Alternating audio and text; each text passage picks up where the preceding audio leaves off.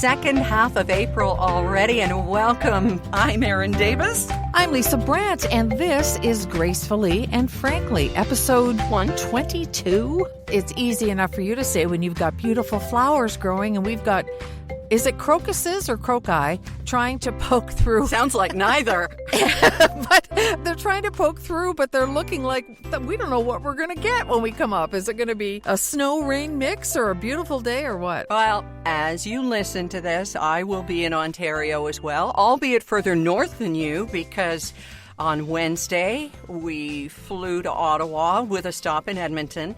But as we're recording this, I am in a state of complete anxiety and nerves about the whole thing. But the whole point of that is I'm going to be in the cold with you. So no more flower pictures. And I was never gloating, but I'm in it with you, sister. Oh, they were beautiful. It's nice. It gives us hope, I think, that it's coming.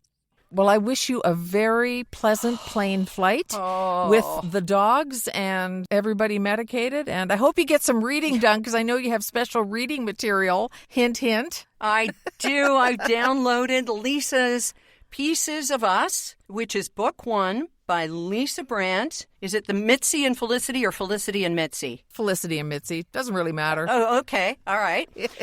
Okay. Felicity and Mitzi.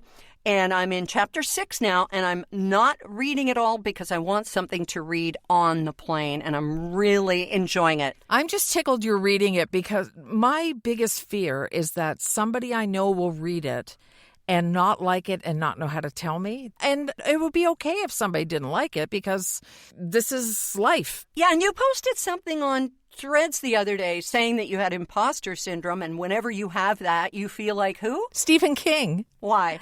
Because Stephen King started out, I'm sure he felt just as nervous and excited about it when it first happened. Absolutely. And the thing is, when you threaded that, you didn't say the name of your book. I realized that after I sent it, and I thought, well, I'm just a big dummy, so whatever. No, this is you're why not. I need somebody to market for me. Yeah, I am going to be that pushy agent in the background, Lisa. I will, because I know how hard it is to tootle your own horn instead of turtle. Thank you. You are turtling when you need to be tootling, so let's go, Lisa. Team Lisa all the way.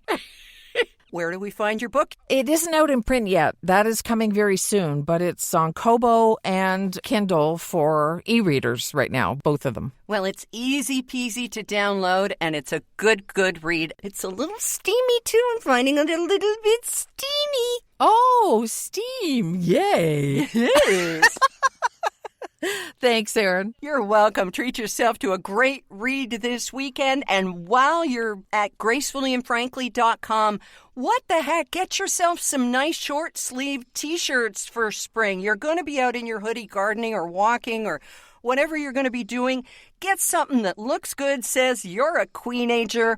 And there's also jewelry, too, like the earrings and heart pendants, Gracefully and Frankly. And we would love for you to help us out by going to gracefullyandfrankly.com. Yay, kids, get back to work. Oh, sorry. I was just making sure that children were getting back making the earrings. You mean Derek and Cuddles, don't you? That's your... Yeah, okay, we get it. Did you happen to go up in Jeff Bezos' little space rocket the other day? I didn't go. Did you? I didn't see you. You know, Jeff and I are so close because I'm all about the oligarchs, as you know. Oh, Oligarch, Olive Garden, they're both my thing. Love them. So if they're a billionaire, you know how much I love billionaires. But I missed his call, so I didn't get to go. So, no. But, you know, it's saving humanity and femininity and feminism. So, yeah, it's incredible how people are justifying going up in space for 10 minutes. But you know what really burned my biscuits was hearing Katy Perry, Bezos' wife, and Gayle King called crew. So I am declaring myself co-pilot on the WestJet flight that we're taking to Ottawa. I'm sure you have more talent for flying a plane than they ever will for being in one of those stupid rockets. Yeah, 11 minutes in space, and it's just amazing to me that everybody is fed on this planet and looked after. So, yay, good job. Yeah, then you can go up in space for 10 minutes and tell the world. Did you see Gayle King when they came back? The look on her face? No, I didn't. It's been going around as a meme. Like, she just looked like, oh, get me out of here. It's so funny. It's going to be around for a while. One of those faces that just says it all. Oh, Well, to be fair, it's the most pleasure that Jeff Bezos has given a woman in 11 minutes in his entire life. So we got to give him that. Ugh.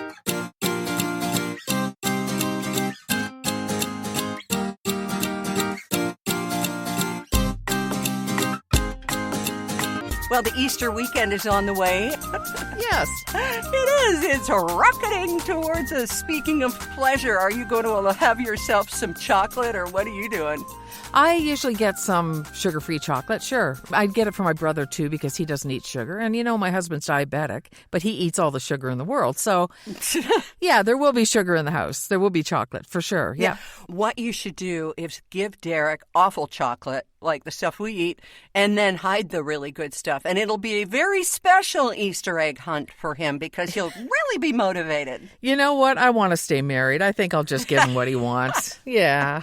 Well, you can't miss the egg that Cadbury has made. Have you heard about this behemoth Cadbury cream egg that they made in England? No. It's real chocolate with the real gooey fondant filling, and even has the signature touch of that little engraved twinkle on it that is 3 feet tall, Lisa, and 100 pounds. Huh. The only thing that is wrong with this thing is it's not edible. Why? I don't know. That doesn't make sense. I would be digging my teeth into that thing. It sounds amazing. I know, but they took 2.5 days to make this thing. The only thing fake on it is the wrapping. It's a painted veneer, but it's going to stay intact until the 27th, so like for 10 more days, and people aren't allowed to eat it. I can't understand that. I can't either. So it only stays intact for, till the 27th. Then what do? Break it into little pieces and feed it to the peasants? I mean, what? I don't understand. No, peasants don't even get it. I don't understand. Oh, and speaking of food you shouldn't eat, guess what? Rob cleaned out the fridge at the house. Yes, the house is still for sale. We're coming up on 1 year. I'm sure there'll be cake. He finally cleaned out the fridge the other day and just put everything in freezer bags. I found cream cheese. How old? Easily over a year. Do you want me to find the expiration date on it? Yeah, because did you eat it? Hang on just a second. I'm going to go and get it. I'll be right back. I hope it doesn't start with a 1. All right. Okay. It says April 18th, 2024. Okay, so about a year since it expired. And the big question is, how does it look? Looks completely normal. That wasn't me eating it. Sorry, I was having a sip of coffee from my exertion of going to the kitchen from my studio. No, it looks perfectly fine. And I may do something on video eating it because people still talk about, hearing it on the radio. I don't know if Ian, our producer, recorded it or not. Okay, so how old was that cream cheese, though, when you did it on the radio? I think it was 2 or 3 years. It was definitely a different color. Yeah. So I still have whipped cream cheese, not just the regular little brick, but, flavored and whipped in the little tub. Ooh, you fancy. That is quite old, but it looks and smells fine. Mm-hmm. So I have no trouble eating it. Good. But I don't think it's a year, though. I don't think it's a year out of date. Well, save it till the next time I come. I'll have it. Don't you worry. That's right. I'll get the chisel out now.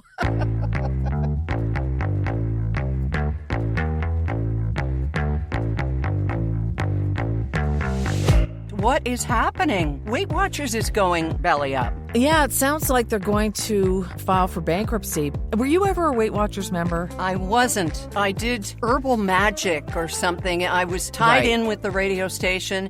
And I also did that one where they prepare the little meals and you buy them like that. Marie Osmond did them too. She did it and then she fainted on Dancing with the Stars. So, Wasn't it Nutrisystem? Right. It was always tied in with radio sales, and it was a huge mistake on my part because people are forever looking at your body and going, how'd that weight loss program go? Like, for example, our producers, Ian and Gord, were doing commercials for this weight loss program. And then they went to the old mill, like they DJ'd a dance, and the guys would get out there and dance and stuff. And this guy comes up to them, Lisa, and says, "Weren't you the guys on that diet program?" And they said, "Yeah, we were." And he says, well, geez, what did you look like before? Oh, no. Right? Yeah. So that's what happens when you're in the public eye and you lose weight. Anyway, back to normal people. Weight Watchers was part of our family. I think I started when I was 13. Oh. I went on it with my mom. And, that's not an uncommon thing. I'm finding that there were thousands and thousands of young girls who went on it during puberty. Now, the original Weight Watchers had portion control, and they taught you about nutrition. And nutritionists would even say, it's a good program to go on. Of all the ones you could be on, you eat healthy, you learn how to control your eating. Dietitians used to recommend Weight Watchers if you needed to lose weight. But then they went to the points method, and that allowed you to go wild on anything as long as you counted points. And other people found it too restrictive. When we used to weigh, you get to know, okay, that's what an ounce of cheese looks like. Right.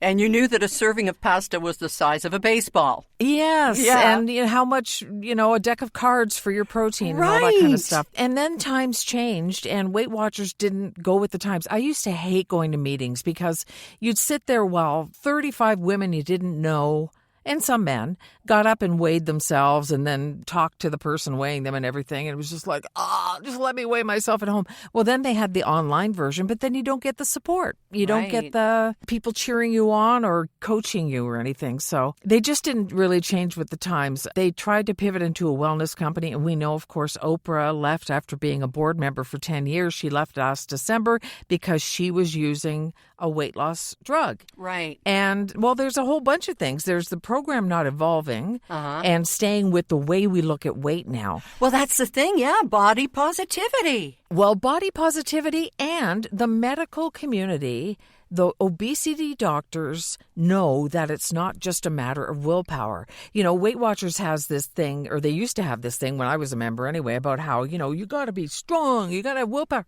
And it's deeper and bigger than that, and it's more individual for each person. Everybody knows what they should and shouldn't eat, or pretty much everyone does. Yeah. Otherwise, why aren't we all thin? It's because of psychological and emotional things. There's so many other things that go in. And Weight Watchers tried to convert itself into a wellness company, but it was just too little too late. And it just never really matched up with the way society was going. And let's face it, their brand was so strong. Even when they changed the name to WW, everybody knew it was Weight Watchers. Right. Everybody knew somebody who was on Weight Watchers. You knew what the program was about. It was almost too well known for its own good. I think that Oprah leaving was the canary in the coal mine because, of course, she's a brilliant businesswoman, but also the fact that she saw that the future is Ozempic and Wegovy and all of the other semaglutide medications that are out there now that are addressing so many different things other than eating habits, too. So then for her to get on board with one of the big pharmaceuticals and say, this is the way I'm going, not necessarily the way to go, but here's more information about it. Right. It kind of served the death knell for Weight Watchers. Yeah, I think it did. And the thing about those medications, Erin, that makes me so envious is that they not only take away a lot of your craving for food, they stop the noise in your head about food. There are some of us who, I've talked with other people about it, and they have the same thing. There are some of us who, as soon as we're finished eating, we're thinking about what's going to be next. Or we always have a snack on us or something like that. And it's easy to say, okay, distract yourself, do whatever. This is years and years of conditioning. Yeah, if you grew up with dessert after dinner, you are just expecting that sweet little gratification. It's the story you told a few weeks ago here about your brain saying, I can make room for that, right? And it's also the addictive personality, which I know I have because I've been addicted to many things. But those medications actually have an effect. And for people who can afford it, it's just a total game changer if you don't get the side effects. And I know there are new versions of some of these drugs in the works right now that don't have the side effects. So they really are making inroads in that. So Weight Watchers just isn't going to survive all of this. So many things we thought would be around forever. I mean, Skype to a much lesser extent, Tupperware. Nothing lasts forever, except, of course, your Tupperware.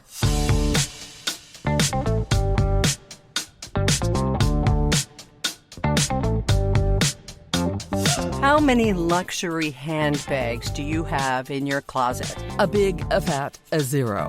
I believe I have one secondhand one that has some sort of pedigree to it, but I didn't buy it new. What about you? Well, we bought a couple of little tiny Kate Spade bags when we were in Hawaii together because there was an outlet store. But I have a Versace purse that I bought about 20 years ago, and I used it as my daily purse. It's got ink marks on the inside. It's pretty much a mess because I wanted it as a purse, and I bought it at a time when I felt I deserved a reward for going back to the radio, and that is pretty much it. And I'm really kind of glad that I haven't filled my closet with a $40,000 Birkin bag or whatever, because we are finding out the most interesting, if true, stuff from China. Okay, if you've ever shopped on Canal Street. Is that in New York? Yes, that's where you get the knockoffs, and it's all cloak and dagger. And the knockoffs look so good because they are probably coming from the same factories where they make the real thing. Because now we're learning that even if the bag says it's made in France or the U.S., it was probably started and mostly manufactured in China. This is what we're learning, that in some countries, it's legal to sell them as French or Italian or whatever if the bag is made, sent to the host country, and then they put their stamp on. As long as it's 1%, then it is made in Italy, for example. Right. So the base price to make this thing is super cheap, but once they get this luxury label on it, that's where the price inflates, right? I don't know. We're not endorsing any of this in any way, but I think a lot of us have had our eyes opened. Or was it always this way and we just chose not to see it, Lisa? It kind of seems like many of those luxury brands are sort of from a different world than one that I swirl in. Like, I have a vegan bag right now from Poppy and Peonies. Again, I'm just saying the name. I happened to buy it quite a while ago, but I didn't like the strap, so I cut it. And I took two, those 3M picture hangers? Yes. That some of them were almost Velcro? Yeah. So I took two of them and laid one part over the other and put it together with this 3M stuff. You cannot tell. You would never know. And I don't care. It works for me. Nobody would see it. Nobody knows. It's not like I put duct tape on it. Yeah, but yeah. The whole designer bag thing just doesn't impress me or get me excited either way. No, me neither. And the reason is, unless you actually know what you're looking at or can see inside or the stitching and the double stitching, the Louis Vuitton knockoffs, like the one you probably saw on Canal Street or wherever people buy things, to the naked eye, why would I bother spending that kind of money, never mind that I'd have no money to put in it once I did, on something that looks so much like something a person purchased for $40 somewhere else? I don't know. I guess maybe it's about you knowing. People collect all sorts of things, and if that's what a person collects, more power to you if you can afford it and whatever else. But I judge a bag by whether or not it's going to carry my stuff. And so I'm pulling on the handle, and I'm looking at the rings, and I'm doing all that kind of stuff. That's what I care about more than if somebody's going to go, ooh, that's so impressive. Look at that designer bag. When I was using that fake Coach bag from Canal Street. Oh, the Poach bag? Yeah. Yes. It looked really good, really close. I actually compared it to my friend's Coach bag, and it was pretty good. Yeah. But I felt kind of icky, like I was trying to look like I could afford one and cared about one, but I just didn't quite make it. And that's why I didn't use it for very long. I got rid of it. Do you know anybody who's a big bag collector? Well, I do, and she has often said to me, you should invest in purses. And I'm like, no, you know what? I would rather invest in gold or something if I'm going to do that. But I asked her yesterday in preparation for our chat today what she thinks of this, because she's got like an Hermes bag or something and then had to buy a, $500, $600 silk scarf to wrap around the handle because you don't want to get hand lotion on it or something. It doesn't end. Now, her take is that, of course, with the trade war, China's going to pull out all the stops to take the bloom off the rose. There's lots of China-issued disinformation.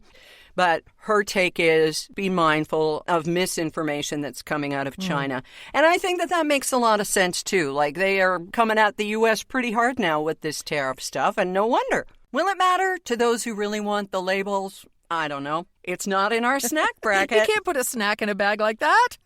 Oh, no. Who put the stinky cheese in the Versace?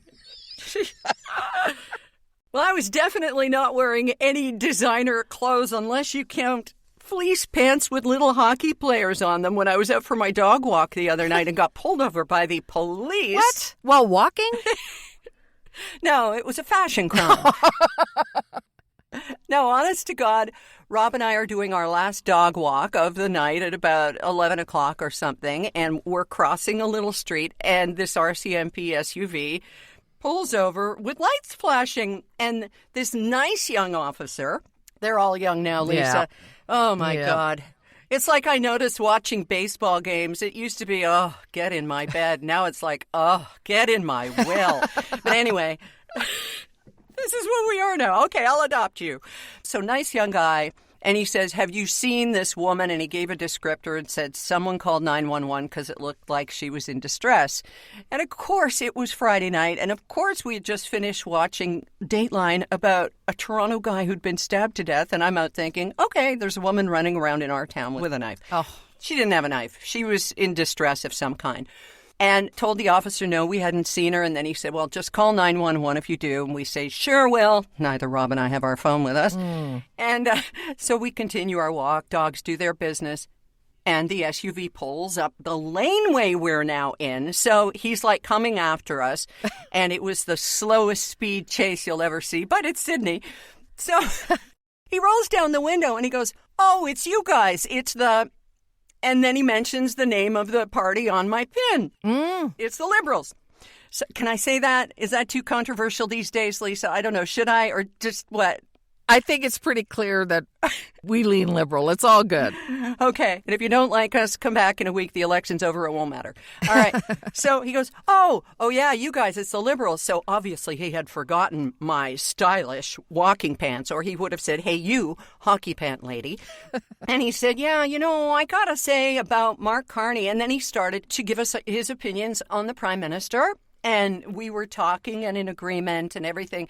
We basically ended up wrapping up the conversation. It was like, well, yeah, okay, well, you have a safe night, and we'll be sure to vote. And so little to do that he wants to talk politics with the locals. That's funny. Wasn't that neat? Oh, yeah. Just pulling up and going, oh, yeah, you're the Liberals. Like, I'm not out campaigning at 11 o'clock at night. I just happen to have my coat on that has the button on it. But, yeah, it was just very funny getting pulled over in my RCM-PJs.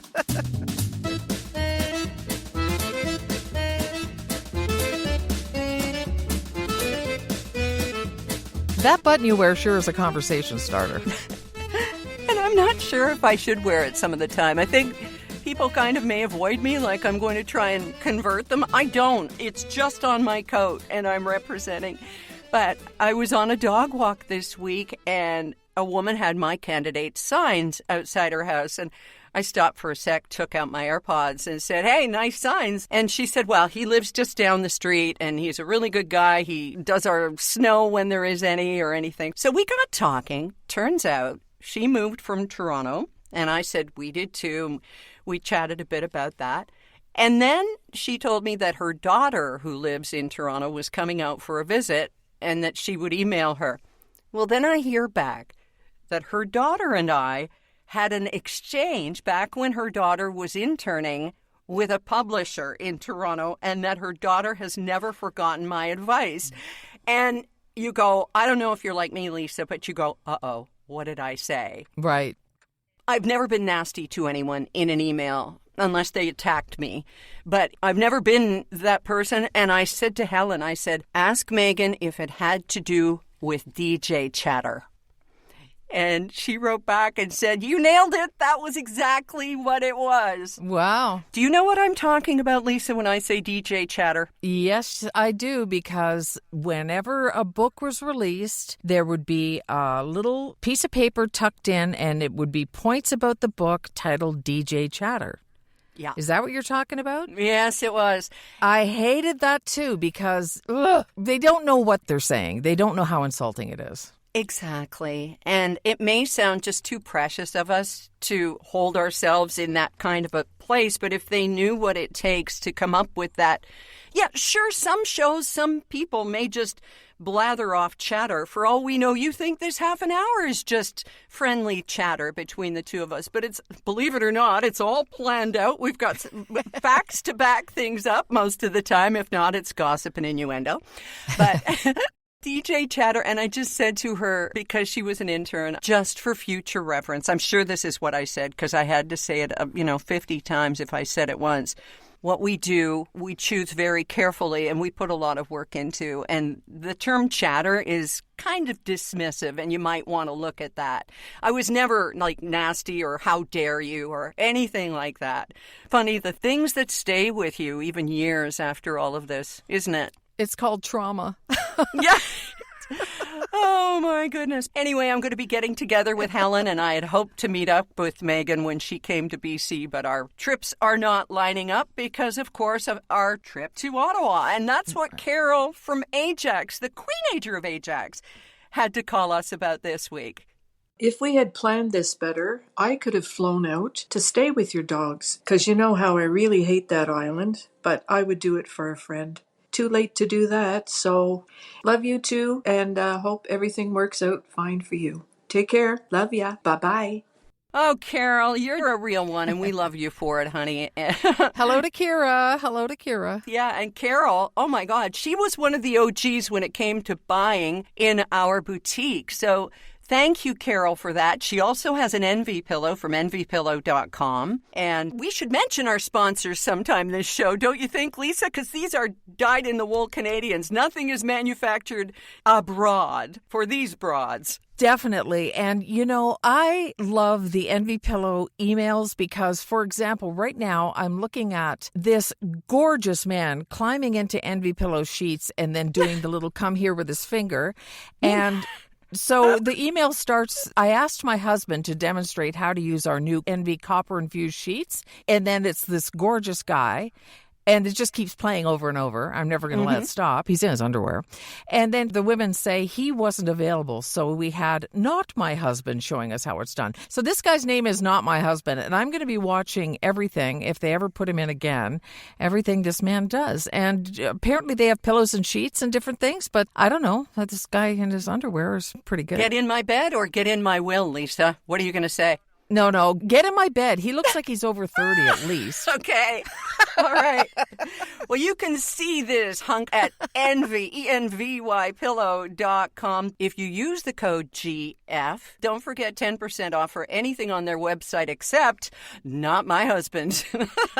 Right. And for goodness sake, if you have a son that's over 30, don't worry. I'm not looking at him that way. That was a joke. You can look. That's what he's there for. That's why he's in the ad. No one thinks that you're some dirty old woman. We know you are. Oh, my goodness. And we are so grateful to Envy Pillow and, of course, Sierra Sill. You're still hopping like the Easter Bunny, are you, these days? Absolutely pain-free. And talking to a couple of people at an event last week who both want to try it, having listened to Gracefully and Frankly and hearing just about my experience with it, about other people's experience with it because of joint pain in their ankles and knees. And that's exactly what it worked. For me, it was knees and hips. But a joint is a joint. And that's what Sierra Sill is for. It's got a 14-day money-back guarantee. That's how fast it will work for you. Or you get your money back, so you really can't lose. And if you use the code GF, you get 14% off. So go to sierrasill.com. We know it's a lot to remember. Sierra, like the mountains, SIERRA. Sill, SIL, like silicon.com. And again, use the code GF. What are you doing for Easter this year? I am doing what I do every year now since my mother is gone. My brother is coming up. We call it the Easter Feaster, and I make dinner, and the three of us enjoy. What are you making? Oh, I'm making turkey and potatoes, and I haven't decided on the vegetable yet, but there will be one. And what about you guys? Like, are you going to have a big dinner while you're there and everything, or? Well, we thought we would, but we're not sure because the grandkids, Colin and Jane, we're taking them to Harlem Globetrotters Saturday afternoon in Ottawa, so we're super excited about that. And then we're going to do something on Sunday. Rob's sister is driving into Ottawa from Kingston. Haven't seen her in about a year. Wow. Even if it's just ordering in Swiss Chalet or whatever, it'll be special just to be with the people we love. And that's the important thing, right? It's being with the people. It doesn't matter what you eat. All right, honey, have a great weekend, and I will talk to you next week. You betcha. Safe flight. Bye. Bye.